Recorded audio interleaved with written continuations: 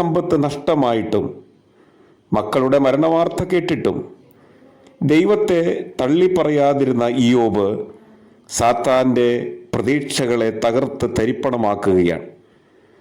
അപ്പോൾ സാത്താൻ ഇയ്യോബിൻ്റെ പ്രാണനെ മാത്രം സ്പർശിക്കുകയില്ലെന്ന് ദൈവത്തോട് മറ്റൊരു വ്യവസ്ഥ ചെയ്ത് ഇയ്യോബിനെ ഉള്ളങ്കാൽ മുതൽ നെറുക വരെ കഠിനമായ പരുക്കുകളാൽ പീഡിപ്പിച്ചു. ഇയ്യോബിൻ്റെ പുസ്തകം 7-ാമത്തെ അധ്യായത്തിൻ്റെ 7-ാമത്തെ വചനം നോക്കുക. തൻ്റെ ഭർത്താവിൻ്റെ അസഹ്യമായ വേദനയുടെ വേളയിൽ ദൈവത്തെ ശപിച്ച് മരിക്കുവാൻ ഇയ്യോബിനെ അവൻ്റെ ഭാര്യ ഉപദേശിക്കുന്നതായിട്ട് നാം കാണുന്നു. അപ്പോഴും ഇയ്യോബിൻ്റെ ദൈവത്തിലുള്ള സുദൃഢമായ വിശ്വാസത്തിന് യാതൊരു വിഘ്നവും സംഭവിച്ചില്ല.